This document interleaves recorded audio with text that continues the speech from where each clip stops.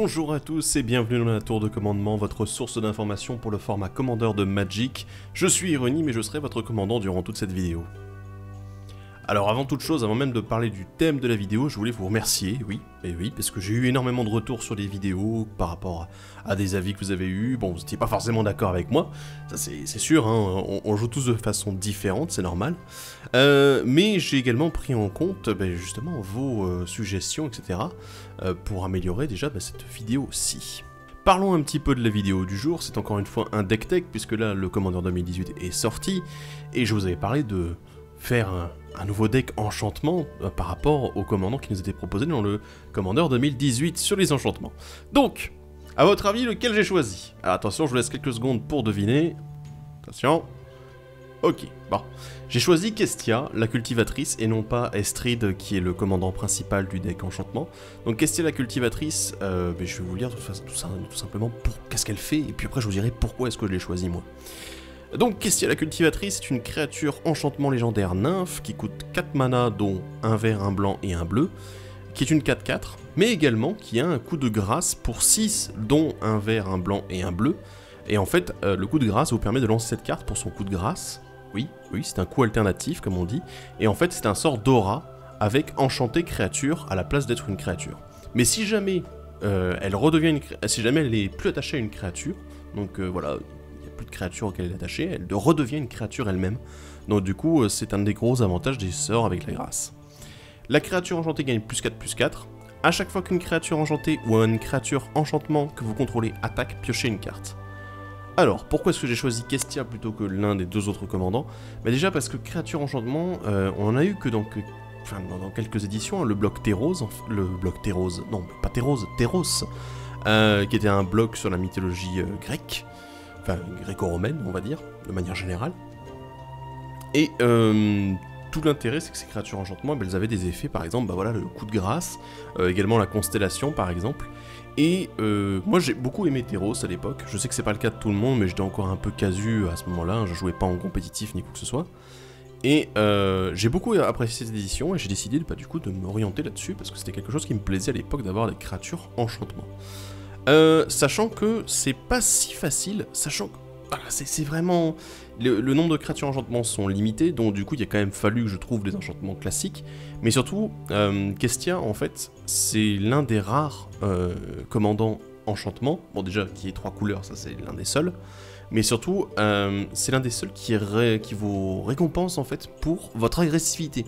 C'est-à-dire c'est quand vos créatures attaquent, enfin quand elles sont enchantées ou qu'elles sont des créatures enchantement, quand elles attaquent vous piochez.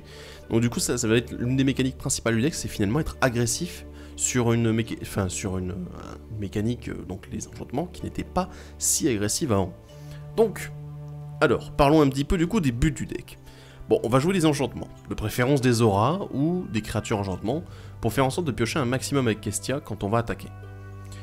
Alors Kestia ou d'autres moteurs de pioche, je vous en ai prévu quand même quelques-uns, il faut toujours penser au fait que votre commandant ne va pas forcément toujours être là, surtout si vos adversaires voient que vous en tirez beaucoup d'avantages, ils vont peut-être essayer de vous en empêcher justement de tirer un énorme avantage. Et donc du coup, pour faire en sorte qu'on puisse attaquer sans avoir trop de problèmes, on va insister sur l'évasion et la protection pour gagner en agressivité. Donc, si on fait ça sous forme de plan, la première partie, on doit mettre en place des moteurs de pioche, des enchantresses dont on parlera tout à l'heure, et des moyens de protection. Ensuite, on doit jouer les créatures qui seront agressives, si possible, avec de l'évasion, et où on a un certain intérêt en fait à les faire attaquer. Que ce soit des créatures enchantement, ou tout simplement qu'elles aient déjà une évasion elles-mêmes. Et ensuite, il faut qu'on les enchante avec des enchantements à évasion, ou alors des enchantements qui vont les booster à mort, pour ensuite piocher et faire extrêmement mal aux adversaires. Ça reste du coup un deck entre le boui-boui et le bourrin, ce qui est pas très courant, mais pourquoi pas, hein, écoutez. Alors je vous rappelle le plan de la vidéo. Tout d'abord on va commencer avec une première partie où je vais faire des suggestions pour vraiment aller dans le plan du deck. Si vous voulez mettre d'autres cartes à côté, allez-y. Je vous ferai une decklist à la fin qui sera présente sur Magic Field que vous retrouverez en description de la vidéo, mais s'il vous plaît écoutez quand même mes explications, ça vaut toujours le coup. Sachant que, bon voilà, ce sont des suggestions, vous allez peut-être avoir d'autres cartes à me suggérer, ou alors vous allez trouver que certaines sont trop chères, puisque évidemment, dans tout ce que je vais vous montrer, je vais à chaque fois vous montrer le prix sur MKM, le premier prix en bon état des cartes en français, donc disponibles. Et ensuite, comme je pense toujours aux nouveaux joueurs de Commander ou de Magic tout court, je vais vous faire une deuxième partie sur les cartes que vous pouvez retrouver, donc du coup, qui sont sorties depuis ces 2 dernières années, donc depuis Conspiracy 2, si on remonte aussi loin que ça, sachant que je n'ai pas mis les 7 Masters, c'est-à-dire voilà, tous les 7 qui sont un petit peu chers, j'ai pas mis les anthologies, donc Commander Anthology 1 et 2, Planechase Anthology non plus. De l'autre côté, j'ai pas mis le Spellbook Jace, parce que voilà, pas d'intérêt immédiat. Je n'ai pas mis aussi les Global Series, voilà, enfin tous les decks comme ça. On est vraiment resté sur les éditions de base, Conspiracy, les éditions Commander et Battlebond. Voilà, c'est globalement ce qu'il y a. Unstable est passé à la trappe aussi, c'est logique. Voilà. Une dernière précision sur la constitution même du deck. Les cartes que je vous ai sélectionnées, ce sont des cartes, étant donné qu'on est dans un deck tricolore, que j'ai voulu le moins coloré possible. Qu'est-ce que ça veut dire? Tout simplement qu'il n'y ait pas trop d'occurrence de la même couleur de mana dans les coups des cartes. Je me suis limité par exemple 2 blancs, 2 verts, 2 bleus, c'est la grande limite. Si vous imaginez des cartes qui ont par exemple 3 blancs dans leur coup de mana, 3 bleus ou 3 verts, je les ai mis de côté parce que pour moi c'est trop cher et trop inconfortable à jouer. Donc voilà, c'est tricolore quand même, on essaie de rester stable et d'éviter de se retrouver dans des situations où, mince, j'ai ma grosse carte qui est là, mais je ne peux pas la jouer parce qu'il me manque mon troisième terrain qui va produire cette couleur-là. C'est dommage, et donc on va se limiter à ça. C'est vraiment quelque chose que j'essaie de faire, c'est une petite règle personnelle, mais je pense que vous l'apprécierez. Allez, on passe au moteur de pioche du deck. Alors, je vous ai promis les enchantresses, j'en ai quelques-unes, j'en ai pas mal même. J'ai l'enchantresse argotienne, qui coûte 2 mana, c'est une 0-1, qui a le linceul. Et en plus, derrière, à chaque fois que vous lancez un enchantement, vous piochez une carte. Voilà, donc très bien, moteur de pioche. Une autre un peu plus spécifique, c'est la danseuse d'esprit corps, qui coûte 2 mana dont un blanc, c'est une 0-2. Elle gagne +2/+2 pour chaque aura qui lui est attachée. Donc elle est aussi agressive, ça c'est l'intérêt. Mais à chaque fois que vous lancez un sort d'aura, donc un enchantement aura, vous pouvez piocher une carte. Donc là on a spécifique, vraiment sur les auras, mais vu qu'on est parti là-dessus par rapport au commandant, c'est tout à fait acceptable, sachant qu'elle-même peut être agressive, c'est quand même un drop 2, donc on est content. Ensuite, un autre qui est spécifique, c'est SRAM, chef édificateur, donc pour 2, dont un blanc, c'est une 2-2, créature légendaire, celle-ci. À chaque fois que vous lancez un sort d'aura, d'équipement ou de véhicule, piochez une carte. Donc là, encore une fois, évidemment, on va s'occuper des auras, hein, pas des véhicules et des équipements, il n'y en a pas dans le deck. Mais voilà, donc du coup, encore une fois, aura, ça fait piocher. Peut-être un peu moins intéressant que la danseuse esprit corps, qui elle peut rouler un peu plus, quoi. Mais au moins, il est là aussi pour faire piocher. Ensuite, un enchantement qu'on a regardé de Commander 2018, c'est la présence de l'enchantresse. Pour 3, dont un vert, un enchantement qui vous fait piocher à chaque fois que vous lancez un sort d'enchantement. Donc voilà, très bien, hein, toujours enchantresse. Une autre enchantresse, l'enchantresse verdurienne, qui est une 0-2 pour 3, dont 2 verts. Et à chaque fois que vous lancez un enchantement, vous pouvez piocher une carte. Voilà, c'est classique. Pareil avec l'enchantresse de la Mesa, avec 2 blancs dans son coup de mana pour 3, c'est une 0-2 aussi. Chaque fois que vous lancez un enchantement, vous pouvez piocher une carte. C'est la même, sauf que c'est en blanc. Une nouvelle carte qui est très sympa, c'est l'enchanteur Satyre. Ah oui, c'est un homme, qui coûte 3, dont un vert et un blanc, c'est une 2-2. Et à chaque fois que vous lancez un sort d'enchantement, piochez une carte. Oui, voilà, on reste sur du classique. Et ensuite, l'édolon des fleurs pour 4, dont 2 verts, donc que j'ai gardé de Commander 2018, c'est une 2-2, une créature enchantement, celle-ci, qui a la constellation. À chaque fois que l'édolon des fleurs ou un autre enchantement arrive sur le champ de bataille sous votre contrôle, piochez une carte. Donc l'intérêt, c'est que lui, il fait même piocher quand il arrive. Très intéressant. Et j'ai un enchantement aura en plus, c'est le seul de cette catégorie, pour faire piocher, c'est la rêverie du sage, qui coûte 3 mana dont un blanc, c'est un enchantement aura qui enchante une créature. Quand il arrive sur le champ de bataille, piochez une carte pour chaque aura que vous contrôlez qui est attachée à une créature, peu importe laquelle, que ce soit la vôtre ou celle d'un adversaire. Et la créature enchantée gagne +1/+1 pour chaque aura que vous contrôlez et qui est attachée à une créature. Voilà. Donc les auras de créatures vous feront bénéficier d'un bonus en plus. Donc voilà, comme la danseuse d'esprit corps, c'est quelque chose, c'est une carte qui est un petit peu... qui est entre deux catégories. C'est pas la seule, je vous avoue que j'ai eu une difficulté assez énorme avec ce deck à faire des catégories claires, parce que tout simplement il y avait des cartes qui rentraient dans plusieurs catégories en même temps. C'est le lot des créatures enchantement en fait. Donc du coup j'ai essayé de rester très global, mais vous allez voir par la suite. On va parler un petit peu des tutos. Et oui, il faut aller chercher les enchantements quand même, donc J'en ai quelques-uns, j'en ai 5 au total. Certains m'intéressent plus que d'autres, je vous avoue, mais je pense qu'il fallait quand même les lister pour que vous puissiez vous faire un avis dessus par vous-même. Donc on a la préceptrice éclairée, qui est un éphémère pour un blanc, qui va chercher dans votre bibliothèque un artefact ou un enchantement, et qui, vous le révélez, vous le mettez au-dessus de la bibliothèque. Donc voilà, c'est intéressant parce que c'est justement en éphémère, vous pouvez le faire avant votre tour, donc ce sera la prochaine carte que vous piocherez. Pour un blanc c'est très intéressant et c'est le seul que j'ai pour un blanc dans ce type de tuto. Ensuite on a ouvré l'armurerie pour 2 dont un blanc, un rituel qui va chercher dans votre bibliothèque une carte d'aura ou d'équipement, vous la révélez, vous la mettez dans votre main. Donc aussi intéressant, là on est encore une fois sur les équipements, sur les auras précisément. Sur les enchantements plus global, on a le précepteur idyllique, qui coûte 3 dont un blanc, un rituel. Cherchez dans votre bibliothèque une carte d'enchantement, révélez-la et mettez-la dans votre main. Donc voilà, ça c'est encore une fois un peu plus flexible. On retourne encore une fois sur les auras spécifiquement 3 rêves, un rituel qui coûte 5 mana dont un blanc. Vous cherchez dans votre bibliothèque jusqu'à 3 cartes d'aura avec des noms différents, vous les révélez, vous les mettez dans votre main. Donc noms différents, c'est pas un souci dans ce deck, vous vous doutez bien, on est en commandeur. Et un qui va vous chercher par contre des cartes d'enchantement générales, c'est l'humble supplique, qui coûte 6, c'est un rituel donc avec un blanc dans son coup de mana, qui va chercher dans votre bibliothèque jusqu'à 2 cartes d'enchantement, vous les révélez, vous les mettez dans votre main. Personnellement j'ai une préférence pour ceux qui vont coûter, ben voilà, l'humble supplique je l'ai mis mais c'est pas vraiment mon favori, je préfère ceux qui sont un peu moins chers parce que 6 mana quand même ça fait un peu tard dans la partie, mais bon. On va parler un petit peu synergie autour des enchantements. J'ai pas mal de cartes autour de ça. Alors qu'est-ce que je voulais dire par synergie autour des enchantements? Ça va être tout ce qui réduit les coûts, tout ce qui permet de les protéger, tout ce qui n'est pas en fait créature enchantement qui synergise bien avec. Donc voilà, ça c'est vraiment les enchantements. Il y a des enchantements dans ceci, mais pas d'aura normalement. À moins que... Non, pas d'aura, excusez-moi, je revérifie ma liste, mais c'est bon. Donc pas d'aura. On a des enchantements globales donc, et on n'a pas de créature enchantement non plus. Voilà, donc ça c'est vraiment la synergie pour essayer de faire bien tourner le deck, le protéger, voilà, donner un petit boost quoi.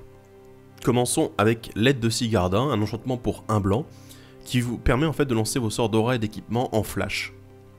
Très intéressant du coup, vous pouvez être plus réactif par rapport à ce qui se passe sur le board, et ne pas jouer uniquement durant votre tour. Et à chaque fois qu'un équipement arrive sur le champ de bataille, sur votre contrôle, vous pouvez l'attacher à une créature ciblée que vous contrôlez, mais on s'en fiche.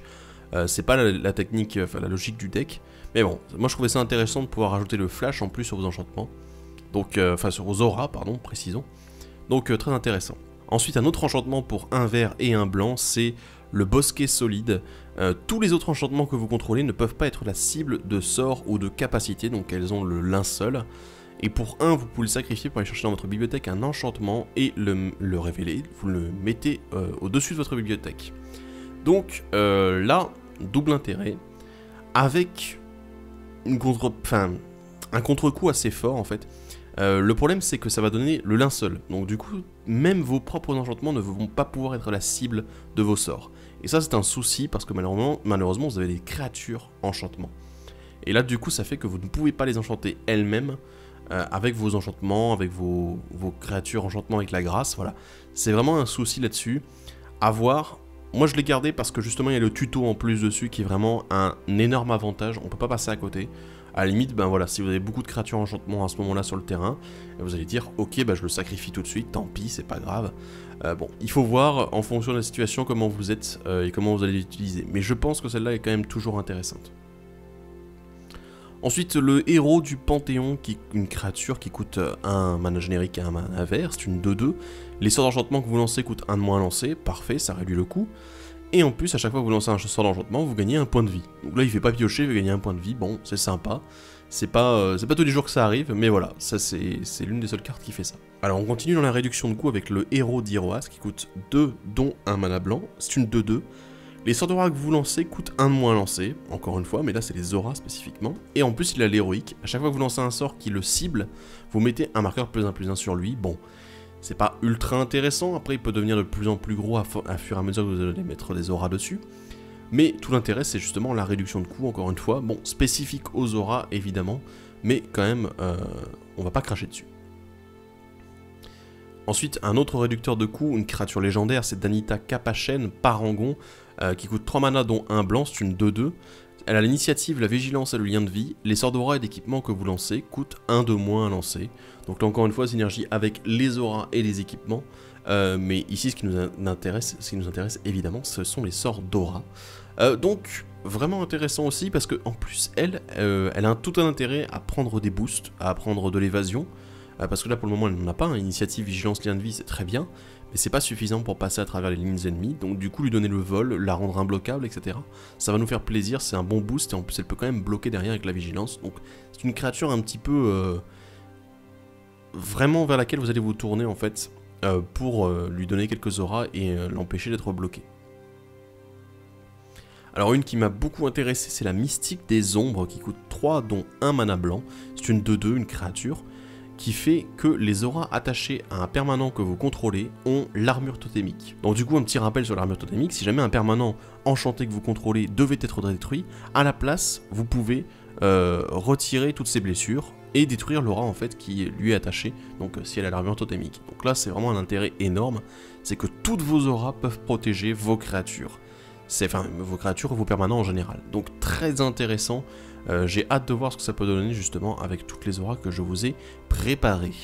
Alors une carte de Commander 2018 que j'ai gardée, c'est l'Invocation d'Estride, un enchantement pour 3 dont 1 bleu, et qui dit que vous pouvez le faire arriver sur le champ de bataille comme n'importe quelle copie d'un enchantement que vous contrôlez, excepté qu'il acquiert au début de votre entretien. Vous pouvez exiler cet enchantement. Si vous faites ainsi, renvoyez-le sur le champ de bataille sous le contrôle de son propriétaire. Donc l'intérêt, j'en avais parlé dans l'analyse, c'est de le blinker, de le faire revenir sous votre contrôle comme la copie d'un autre enchantement.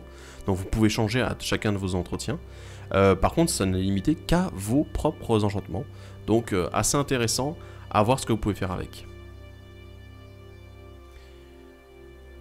J'ai gardé une créature du commandeur 2018 qui ne paye pas de mine, c'est le Gnarlid d'Aura, qui coûte 3 dont 1 mana vert, c'est une 2-2. Les créatures dont la force est inférieure à celle du Gnarlid d'Aura ne peuvent pas le bloquer, et il gagne +1/+1 pour chaque aura sur le champ de bataille. Alors pourquoi est-ce que je l'ai gardé spécifiquement? Parce que c'est une créature, enfin voilà, c'est presque une vanille à ce stade-là, à part les bonus qu'elle a sur les enchantements. Mais en fait, moi la première capacité, elle m'intéresse énormément. Le fait qu'elle ne puisse pas être bloquée par les créatures qui ont une force inférieure à la sienne, ça fait que vous allez avoir envie de mettre beaucoup d'aura sur lui, ou alors une grosse aura, et ensuite d'avoir quelques auras à côté qui traînent, et que ça le fasse devenir, je sais pas, 7-7 par exemple. Imaginons, il est quand même 2-2 de base, 7-7, 8-8, et là, il peut pas être bloqué par les créatures qui ont moins de force que lui. C'est vraiment... c'est une forme d'évasion assez intéressante, et qui synergise bien avec le deck, donc du coup je l'ai gardé pour ça. J'ai gardé aussi les élus d'Adjani, qui coûtent 4 dont 2 mana blanc, une 3-3, une créature, et à chaque fois qu'un enchantement arrive sur le champ de bataille, sous votre contrôle, vous créez un jeton de créature 2-2 blanche chat, et si jamais c'est une aura, cet enchantement, vous pouvez l'attacher au jeton, donc intéressant aussi. Alors j'ai mis un peu de protection dans ce deck, c'est la sphère de sécurité, qui coûte 5 mana dont un blanc, c'est un enchantement. Les créatures ne peuvent pas vous attaquer ou attaquer un planeswalker que vous contrôlez, à moins que leur contrôleur ne paye X, pour chacune de ces créatures, X étant le nombre d'enchantements que vous contrôlez. Donc intéressant, vu qu'il y a une énorme synergie autour des enchantements, ça met un minimum de protection contre les attaques ennemies. C'est mieux du coup que Ghostly Prison, prison fantomatique et propagande, vu que eux font payer 2 d'office, mais malheureusement ne vont pas plus loin. Donc là on peut vraiment atteindre un chiffre un peu plus élevé. Une créature, encore une fois du commandeur 2018, c'est le Sion de Boisailleul, qui coûte 5, dont un mana vert et un mana blanc, c'est une 4-4, une créature qui a le piétinement et le lien de vie. Les sorts que vous lancez qui le ciblent coûtent 2 de moins à lancer, et les sorts de vos adversaires qui le ciblent coûtent 2 de plus à lancer, donc l'intérêt c'est justement d'avoir cette réduction de coût, alors uniquement sur lui certes, mais il a le piétinement et le lien de vie, donc piétinement une bonne forme d'évasion, même si ce n'est pas la meilleure. Mais on est déjà pas mal, une 4-4 piétinement lien de vie pour 5, donc vraiment un bon boost dessus et ça repart, voilà. C'est vraiment une créature à mon avis qui a sa place dans ce deck. Alors une carte que j'ai ramenée du Commander 2015, celui dont je vous avais parlé dans la vidéo sur les enchantements, l'Aïeul Céleste qui coûte 5 mana dont 2 blancs, c'est une 3-3, une créature avec le vol, et à chaque fois que vous lancez un sort d'enchantement, vous mettez un marqueur +1/+1 sur chaque créature que vous contrôlez. Là l'intérêt c'est vraiment la grosse synergie, c'est j'ai mis l'Aïeul, je mets un petit enchantement à la con, tout le monde gagne un boost définitif. Et là c'est énorme, c'est vraiment une de ces cartes en fait qui va permettre de renverser la situation, d'imposer encore plus votre présence sur le board. C'est encore une fois une carte très agressive et du coup qui s'intègre très bien dans la logique du deck.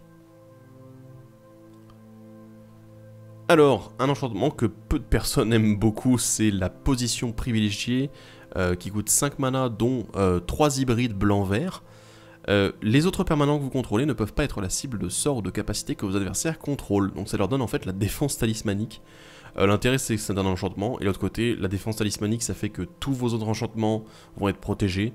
Vos créatures qui sont enchantées aussi, parce que c'est aussi quand même un point un peu négatif, c'est que, étant donné qu'on joue sur les auras, malheureusement on peut toujours détruire la créature pour faire en sorte que l'aura parte également. C'est 2 cartes qui sont perdues contre une utilisée pour détruire votre créature.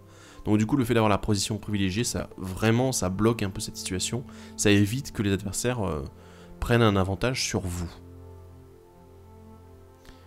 Alors, un dont j'ai pas pu me passer, qui était aussi dans le Commandeur 2018, c'est le Sigil du Trône Vaincant, un enchantement pour 5 dont 2 blancs. A chaque fois que vous lancez un sort d'enchantement, vous créez une 4-4 blanche, enfin une créature 4-4 blanche ange avec le vol. Voilà, enfin je veux dire, on crée des tokens en plus, enfin des tokens volants en plus quand on lance des enchantements. Donc là c'est vraiment le top du top. Encore une carte du Commandeur 2018, il m'en reste encore, hein, vous inquiétez pas. C'est Bruna, Lumière d'Albâtre, et oui on pouvait pas s'en passer, pour 6, dont 2 blancs et 1 bleu, c'est une 5-5, une créature légendaire ange, qui a le vol et la vigilance, et chaque fois qu'elle attaque ou qu'elle bloque, vous pouvez lui attacher n'importe quel nombre d'auras sur le champ de bataille, et vous pouvez mettre sur le champ de bataille attaché à elle n'importe quel nombre de cartes d'aura qui pourraient l'enchanter depuis votre cimetière et ou votre main. Wouh. Donc outil à récursion, outil de bourrinage total, honnêtement j'aime beaucoup. Après voilà, il n'y a pas de synergie complémentaire avec Kestia, puisque c'est au même moment, hein, c'est au moment de l'attaque en fait, où vous allez piocher et où vous allez déplacer les auras sur Bruna, donc voilà, c'est dommage. Mais honnêtement, moi je trouve que c'est vraiment très intéressant d'avoir ce système où vous pouvez faire revenir, payer gratuitement vos enchantements, même si vous les mettez sur Bruna. L'avantage c'est qu'elle a déjà une capacité d'évasion très bonne et qu'elle a la vigilance en plus, donc voilà. Et parlons de la dernière carte du Commandeur 2018 et la dernière de cette catégorie également, la maîtresse d'épée céleste qui coûte 6 mana dont 1 blanc, elle a le vol, la double initiative, c'est une 3-6, et quand elle arrive sur le champ de bataille, vous pouvez lui attacher aussi n'importe quel nombre d'auras et d'équipements que vous contrôlez. Les autres créatures que vous contrôlez gagnent plus 1 pour chaque aura et chaque équipement attaché à la maîtresse d'épée céleste. Alors l'intérêt c'est justement que vous pouvez laisser de l'évasion sur vos autres créatures, et derrière en plus les booster. Donc la maîtresse d'épée céleste, je trouve que c'est quand même une très bonne carte, double initiative en plus, c'est vraiment très intéressant. J'ai hâte de voir ce qu'elle va donner dans ce deck là. Alors on va passer maintenant aux auras. Alors les auras aura, hein, enchantement aura, pas les créatures enchantement qui ont le 1 coup de grâce. Là je vous parle vraiment des auras qui existent en tant que telles. Je précise, elles sont surtout là pour l'évasion. Donc ne vous étonnez pas, il y a des cartes que vous dites « Ah, elles sont trop fortes celles-là ». Non, là c'est vraiment essayer de faire en sorte qu'il y ait un maximum d'évasion dans le deck. Donc, on rentre dans la liste pour que vous compreniez un petit peu mieux ce que je vous propose. Le premier enchantement nous met déjà dans le bain, c'est la forme aqueuse, une aura pour 1 bleu, qui enchante une créature. La créature enchantée ne peut pas être bloquée, et en plus, à chaque fois qu'elle attaque, regard 1. Donc, là, tout l'intérêt, c'est justement que vous pouvez faire regard 1 avant de piocher avec la créature si vous avez Kestia sur le champ de bataille. Donc là, c'est énorme, en plus, imbloquable, donc c'est parfait. Exactement ce qu'on veut. Ensuite, un grand classique des decks enchantements, c'est le diadème du point du jour. Donc une aura qui enchante une créature qui a déjà une autre aura qui lui est attachée, donc double enchantement, du coup double aura. La créature enchantée gagne +3/+3 à l'initiative, la vigilance et le lien de vie. Donc vraiment intéressant, et c'est pour 2 blancs, donc on est content. Évidemment là on n'a pas tellement d'évasion, mais on a tellement de bonus en fait que ça devient fortement intéressant. Je ne pouvais pas passer à côté. Donc voilà, le diadème du point du jour. Alors, une carte que j'ai trouvée totalement par hasard, et je vous avoue que j'ai été totalement conquis, c'est la marque mage de l'infiltrateur. Une aura pour 3 dont 1 bleu, qui enchante une créature toujours. Les créatures que vous contrôlez qui sont enchantées gagnent +1/+1, et ne peut pas être bloquée, excepté par les créatures avec le défenseur. Waouh! Donc là, c'est assez énorme, parce que bon, des créatures avec le défenseur, à moins que vous tombiez vraiment contre des decks très spécifiques, du style peut-être le deck justement Arcades qui a été édité récemment dans M19 qui fonctionne avec les murs, ou également le deck Phénax si vous voulez avec de la meule mais qui compte un peu sur l'endurance des créatures. Je pense que vous n'allez pas rencontrer beaucoup de créatures avec le défenseur, vraiment très peu. Donc, le fait de les rendre imbloquables, en plus vous gagnez un boost supplémentaire sur toutes vos créatures enchantées, c'est vraiment intéressant. Voilà, je suis un peu bluffé. Je ne la connaissais pas du tout cette carte, et là je suis tombé sur le cul, même si j'ai été déjà assis, mais bon, c'est pas grave. Mais voilà, donc moi je vous la conseille, à mon avis, elle a un très bon moyen d'évasion, un très bon bonus, donc voilà, parfait. Alors une carte à côté de laquelle je ne pouvais pas passer non plus, c'est le masque ancestral qui coûte 3 mana dont un vert. C'est une aura qui enchante encore une fois une créature et qui lui fait gagner plus de pour chaque autre enchantement sur le champ de bataille. Donc tous les enchantements, hein, pas que les vôtres, ceux des adversaires aussi.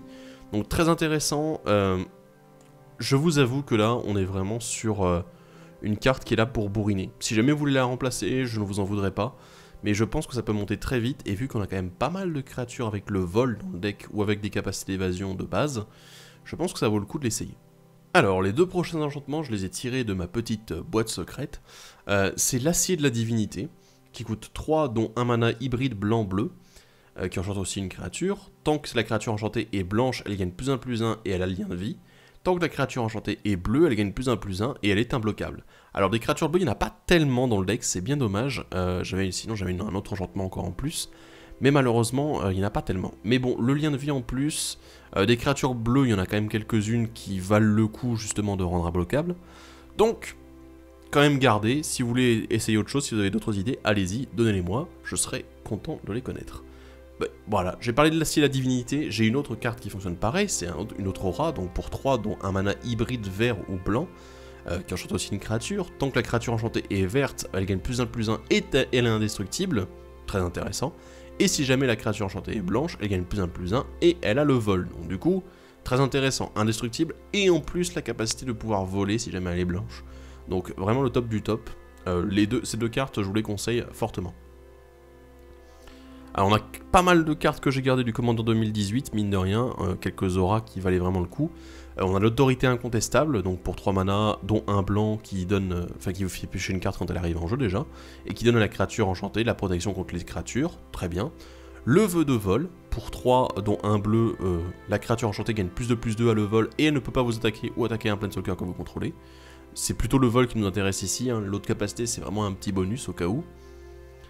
L'ombre d'ours, alors là, pas possible de passer à côté, pour 4 dont 2 verts, la créature enchantée gagne +2/+2 et à chaque fois que cette créature attaque, dégagez tous les terrains que vous contrôlez, plus armure totémique, très intéressant. En plus dégager tous les terrains, du coup ça vous permet de repartir pour relancer d'autres enchantements derrière, c'est vraiment intéressant.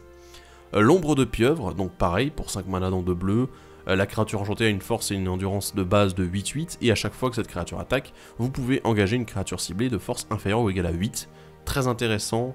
Encore une fois, ça permet de gérer beaucoup de problèmes que vous pourriez avoir en face. Et en plus, encore une fois, la armure totémique. Mais, j'ai rajouté une carte qui n'était pas dans le deck et qui a aussi l'armure totémique. C'est l'ombre de Drakon, qui coûte 5 dont un bleu, qui enchante une créature toujours. La créature enchantée gagne +3/+3 et a le vol. Encore une fois, armure totémique. Donc là, c'était encore une fois une capacité d'évasion qu'on n'avait pas dans le deck de base.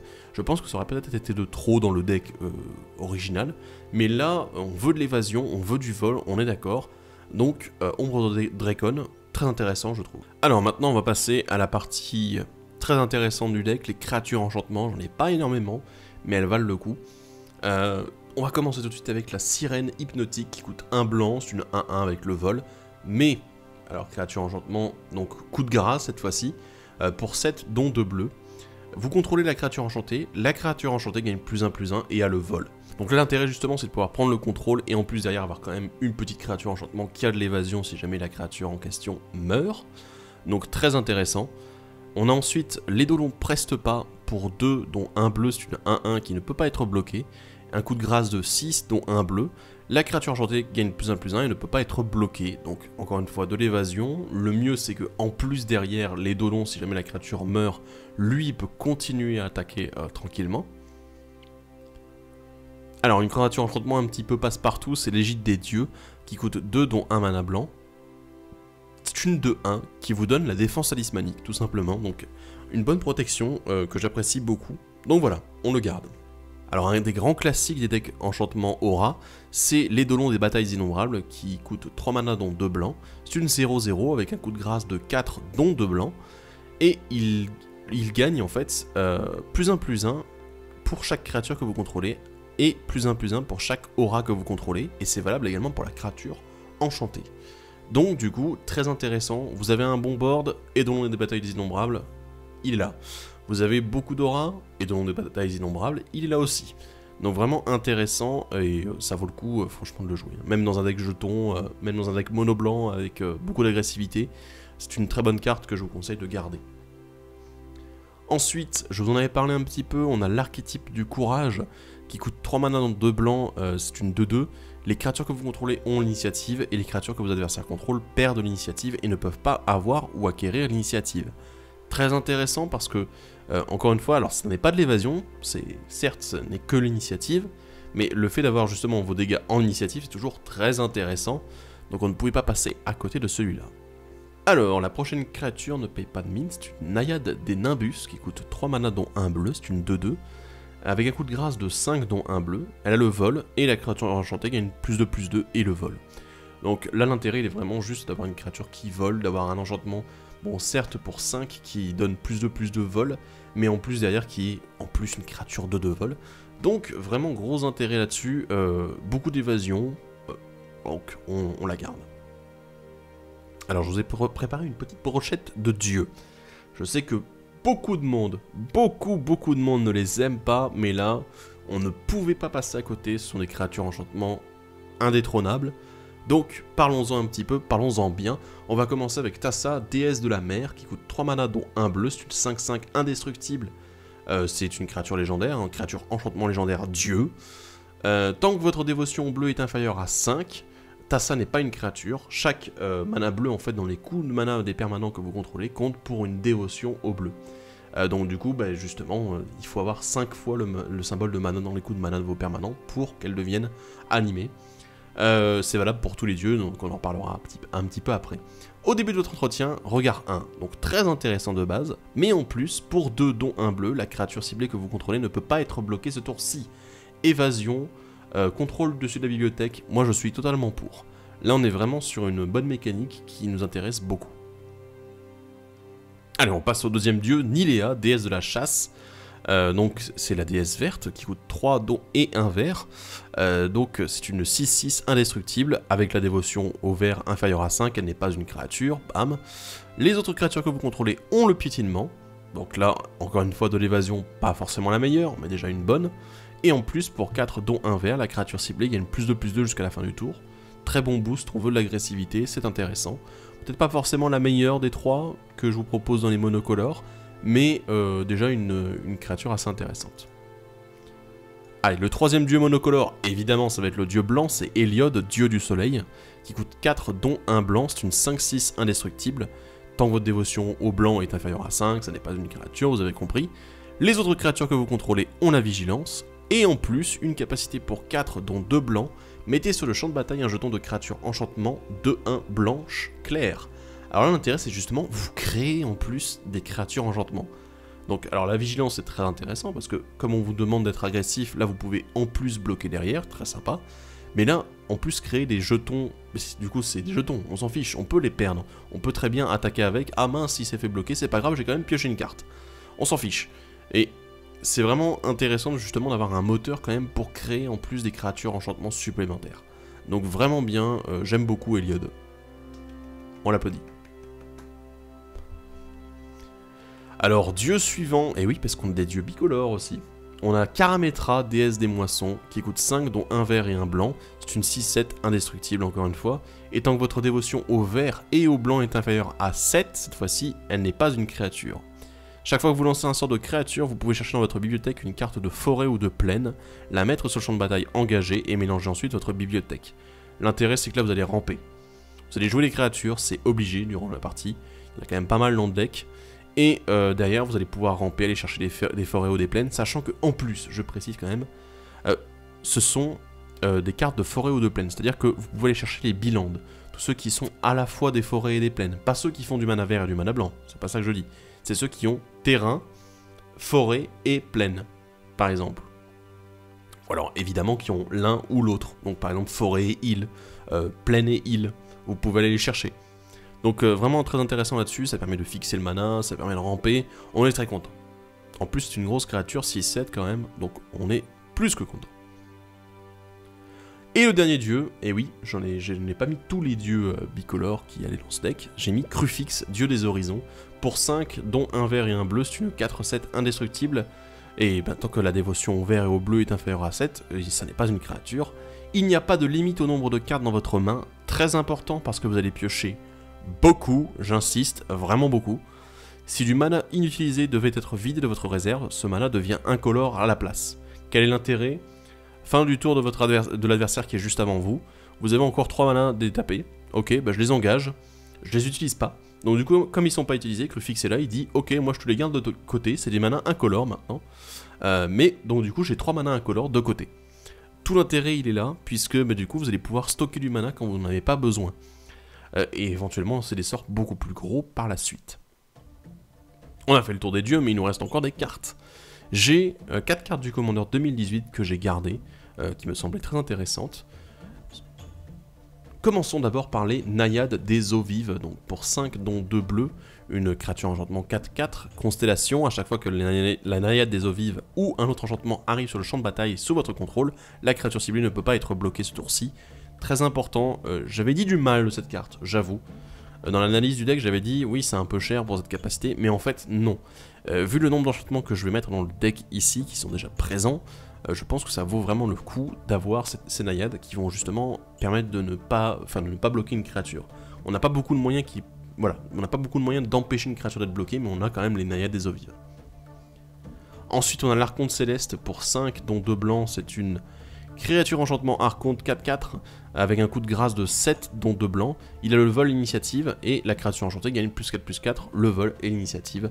Donc, très intéressant parce que justement, mais il nous faut de l'évasion, on a l'initiative en plus, donc très bien, voilà, tout ce qu'il faut. Ensuite, on l'a gardé aussi, c'est l'archétype de l'imagination qui coûte 6 mana, dont 2 bleus, c'est une 3-2. Les créatures que vous contrôlez ont le vol, et les créatures que vos adversaires contrôlent perdent le vol, ne peuvent pas avoir ou acquérir le vol. Il y a très peu de portée quand même qui est jouée dans le commandeur, en général. C'est beaucoup plus le vol qui est présent, donc du coup le faire perdre à vos adversaires c'est quand même très violent.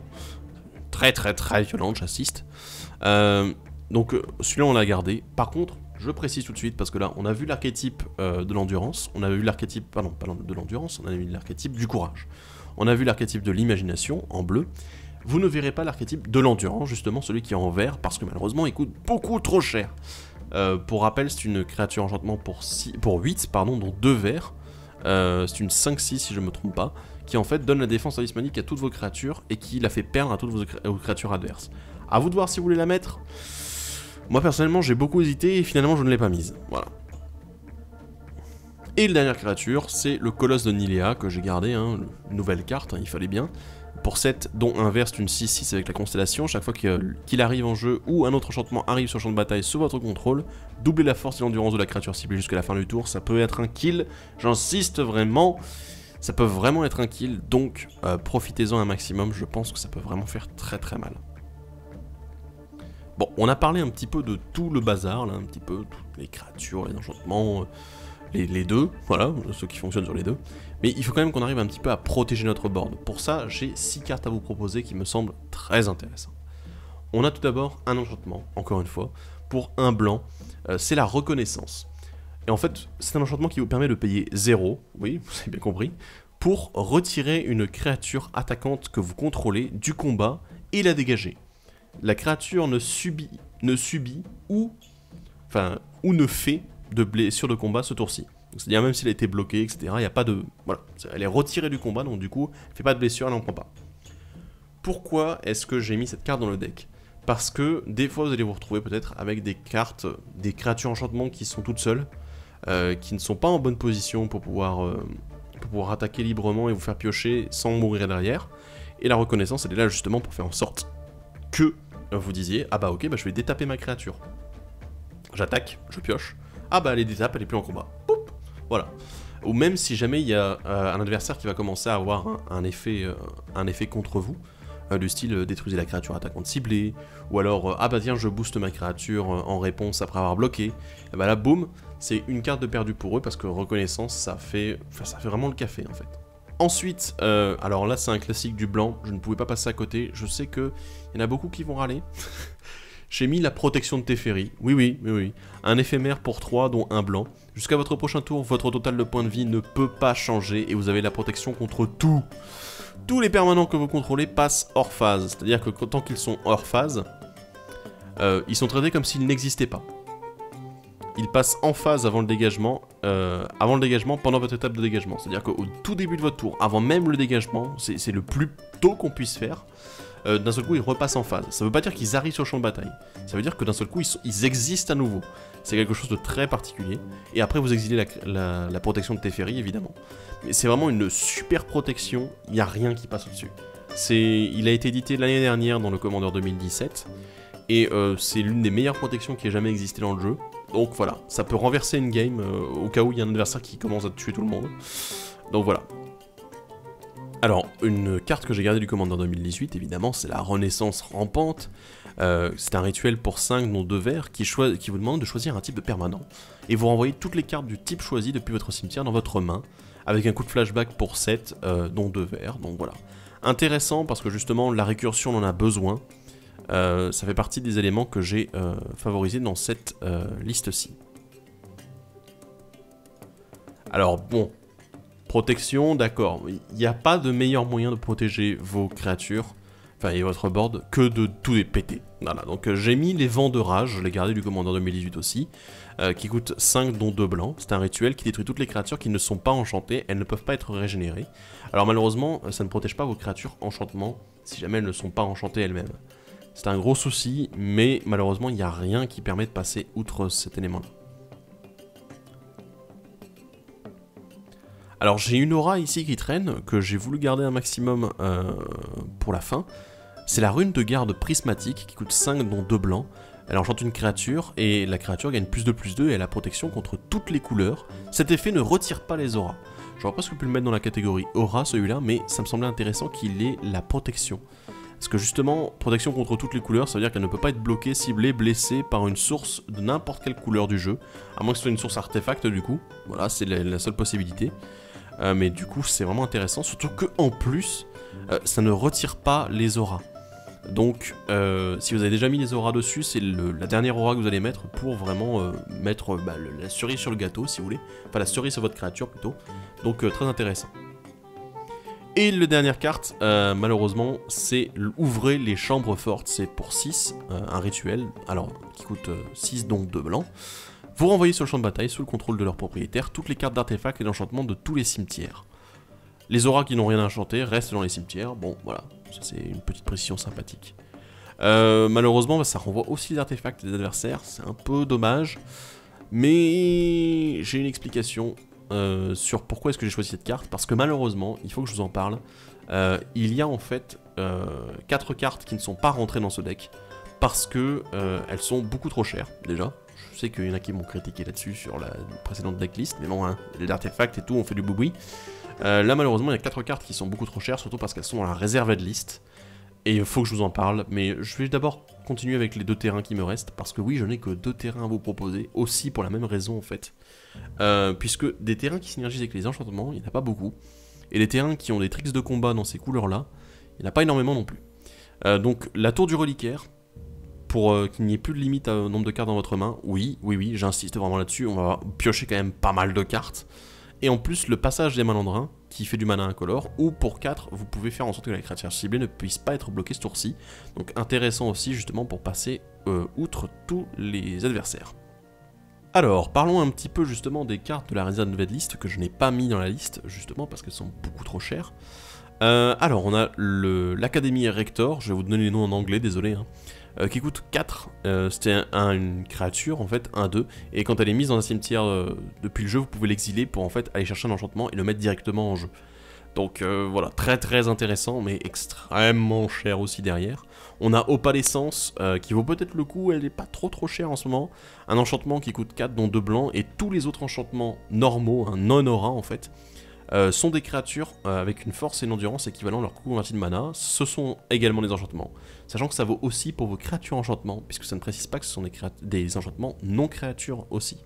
Ensuite, on a un Replenish, un rituel pour 4, dont un blanc, qui renvoie tous les enchantements de votre cimetière en jeu, sous votre contrôle. Donc, voilà, vous avez un peu compris, si je pouvais mettre Replenish à la place de ouvrir les coffres forts, je le mettrais, totalement. Et voilà, c'est une carte qui coûte quand même son pesant de cacahuètes, mine de rien. Et ensuite, j'ai le Sanctuaire de Serra, un terrain, c'est le terrain des enchantements. Si jamais vous voulez vraiment vous orienter là-dessus, je vous conseille de vous tourner vers celui-là, qui fait en fait un mana blanc pour chaque enchantement que vous contrôlez. Voilà, c'est le Gaia's Cradle, le berceau de Gaïa du mono blanc enchantement. Donc voilà, comme ça vous êtes au courant de ces cartes-là, mais on va éviter d'en parler plus longtemps, à moins de vous faire péter le portefeuille. Passons rapidement aux cartes récentes. Alors pourquoi rapidement? Eh bien parce que j'ai eu un mal de fou à trouver des cartes qui synergisent avec les enchantements que je n'ai pas déjà mises dans le deck en fait. Du coup j'ai quelques enchantements sympas à vous proposer. Après là je ne peux que vous conseiller d'aller explorer les enchantements des dernières éditions pour savoir ce que vous avez envie de mettre dedans. Ça se trouve vous jouerez différemment de moi. Alors, déjà j'ai Spectral Grasp, oui, c'est une carte anglaise, c'est du Conspiracy 2. Un enchantement aura qui coûte 2 dont un mana blanc, vous enchantez une créature, elle ne peut pas vous attaquer ou attaquer les planeswalkers que vous contrôlez, et elle ne peut pas bloquer les créatures que vous contrôlez. Donc là tout l'intérêt c'est ne pas faire en sorte que ce soit un pacifisme tout con, c'est de jouer un petit peu sur le côté politique en disant c'est bon, j'ai pas empêché que ta créature soit utilisée durant la partie. Tu peux le faire, mais sur les adversaires, moi je veux pas qu'elle vienne m'emmerder. Donc intéressant. Une autre carte que j'ai trouvée très intéressante du Commander 2016, qui était réédité la dernière fois, c'était l'Héritage du Dueliste, qui coûte 3 dont un mana blanc. C'est un enchantement qui dit qu'à chaque fois qu'au moins une créature attaque, vous pouvez faire que la créature attaquante ciblée acquiert la double initiative jusqu'à la fin du tour. Pas toutes les créatures attaquantes, juste la créature attaquante ciblée. L'intérêt ici, bon, double initiative très intéressant pour le deck en général, mais en plus, c'est à chaque fois qu'au moins une créature attaque. Ça vaut également durant les phases de combat de vos adversaires. Donc du coup, à la phase attaque, les joueurs déclarent leurs attaquants, ils déclarent qui ils attaquent avec, et ensuite à ce moment-là, vous pouvez dire, ok, celle-là va attaquer lui, bah du coup je lui mets la double initiative. Voilà. En parlant de double initiative, on a la maîtrise de la bataille, donc un enchantement aura qui coûte 3 dont un blanc, et qui donne la double initiative à la créature enchantée, tout simplement. Elle a été rééditée dans Battlebond, donc voilà, je vous la conseille. Un enchantement légendaire aura, celui-ci, c'est sur les ailes de Serra, que vous devez connaître de Dominaria, qui coûte 4 mana dont un blanc. La créature enchantée est légendaire, elle gagne +1/+1, et elle a le vol, la vigilance et le lien de vie, donc très intéressant, plein d'évasion, le lien de vie en plus, c'est non négligeable. Ensuite une carte de M19, un enchantement aura, pour 2, dont un bleu, l'altération métamorphe, qui va, au moment où elle arrive sur le champ de bataille, vous demandez de choisir une créature, et ensuite, la créature enchantée, donc celle que vous avez enchantée avec, est une copie de la créature choisie. Donc ça permet justement de faire des copies de certaines créatures qui vous semblent intéressantes, pourquoi pas. Alors une aura, celle-ci plutôt pour contrôler un petit peu l'adversaire aussi, c'est la congélation de Dominaria qui coûte 3, dont un mana bleu. Elle enchante une créature qui du coup a une force et une endurance de base 0,4. Elle a le défenseur, elle perd toutes ses autres capacités et est un mur bleu en plus de ses autres couleurs et ses autres types. Alors parlons un petit peu malédiction, j'en ai deux à vous proposer, celle du Commander 2017. La malédiction de l'Ocacité qui coûte 3 dont un mana bleu, qui enchante un joueur, et à chaque fois que le joueur enchanté est attaqué, vous piochez une carte, chaque adversaire attaquant ce joueur fait de même. L'intérêt c'est ici le moteur de pioche. Et ensuite la deuxième c'est la malédiction de don, donc pour 2 mana dont un mana vert, vous enchantez aussi un joueur, à chaque fois que le joueur enchanté est attaqué, dégagez tous les permanents non-terrain que vous contrôlez, chaque adversaire attaquant ce joueur dégage tous les permanents non-terrain qu'il contrôle, donc aussi intéressant justement de pouvoir bénéficier à nouveau de vos créatures enchantées. Allez, un petit siège, ça vous ferait plaisir, c'est celui du Commandant 2017, le siège du monastère, qui coûte 3, dont un mana bleu, c'est un enchantement où vous choisissez Khans ou Dragon quand il arrive sur le champ de bataille. Khans vous permet au début de votre étape de pioche de piocher une carte supplémentaire, puis de vous défausser d'une carte, mais c'est pas celle-là qui nous intéresse, c'est l'autre. C'est le dragon, les sorts que vos adversaires lancent, qui vous ciblent, ou qui ciblent un permanent que vous contrôlez, coûtent 2 de plus à lancer, encore une fois une bonne protection. Malheureusement, je n'ai que ça à vous proposer. Un petit peu d'évasion avec le tunnel des terres, une aura qui enchante une créature, donc pour 2 dont un bleu. La créature enchantée gagne +1/+0 et ne peut pas être bloquée, c'est de M19, donc très sympa, ne peut pas être bloqué, on est content. J'ai l'Abondance également qui a été réédité dans Commander 2017, qui coûte 4 mana dont 2 verts, c'est un enchantement global. Si vous deviez piocher une carte, vous pouvez à la place choisir terrain ou non terrain et révéler les cartes du dessus de votre bibliothèque jusqu'à ce que vous révéliez une carte du type choisi. Mettez cette carte dans votre main et mettez toutes les autres cartes révélées de cette manière au-dessous de votre bibliothèque dans l'ordre de votre choix. Donc tout l'intérêt ici avec Abondance en fait c'est qu'à chaque pioche vous pourrez décider si vous allez piocher des terrains ou des cartes actives. Donc là c'est vraiment très intéressant, en plus vu qu'avec votre commandant vous allez beaucoup piocher de manière générale, enfin du moins on l'espère, ça permet de réguler toute la pioche que vous allez faire. Donc on est très content. Et ensuite la dernière, je l'aime beaucoup mais bon hein, c'est pas forcément le cas de tout le monde, c'est la convergence des Guivres des Sables qui coûte 8 mana dont 2 verts, c'est un enchantement qui fait que les créatures avec le vol ne peuvent pas vous attaquer ou attaquer les Planeswalkers que vous contrôlez, ça se fait dit. Et au début de votre étape de fin, vous créez une Guivre 5/5. Donc très intéressant, vous faites des jetons supplémentaires, mais surtout en fait vous protégez à mort. Alors certes ça coûte 8, donc du coup, est-ce que c'est réellement ce que vous allez vouloir dans le deck? À vous de voir. Alors au niveau du deck de base, j'ai quelques stats à vous donner. Actuellement on est plus sur un deck au niveau des couleurs qui est beaucoup orienté vers le blanc, hein, c'est la grosse majorité. On a 38 cartes qui sont blanches dans le deck, contre 15 en bleu et 18 en vert. Au niveau de la mana curve, on est bien. C'est-à-dire qu'on a une mana curve qui est plutôt harmonieuse. Quelques cartes à 1, un peu plus à 2, beaucoup à 3. Vraiment pas beaucoup à 4, et d'un seul coup on en a beaucoup plus à 5. Ça c'est le petit trou malheureusement des 4 mana, que je n'ai pas réussi à équilibrer. Et ensuite, du coup, on n'a pas beaucoup de cartes qui coûtent plus, hein. Donc très intéressant, sachant qu'on a quand même 37 enchantements dans le deck, donc ça inclut également les créatures enchantements. 32 créatures, donc là, ne les ajoutez pas, hein, ne les additionnez pas, il y en a qui sont dans les deux catégories en même temps. Donc je pense que ça peut vraiment être très intéressant pour vous de tester un petit peu ce deck. C'est un deck qui tourne autour d'une des mécaniques les plus classiques du Commander, mais pas forcément l'une des plus efficaces. Donc du coup, c'est-à-dire que vos adversaires, pour le moment, ne vont pas s'attendre à ce que vous allez sortir derrière. Donc beaucoup d'évasion, de l'agressivité, c'est quelque chose dont on n'a pas forcément l'habitude en Commander quand on joue contre les decks enchantement.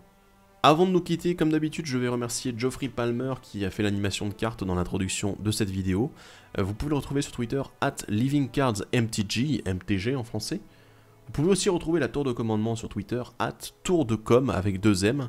Et me retrouver moi, Erunim, sur Twitter, @erunimfr.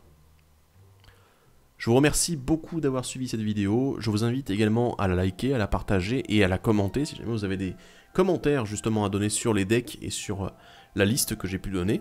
Sur ce, il ne me reste plus qu'à vous dire à la prochaine et salut à tous, bye bye!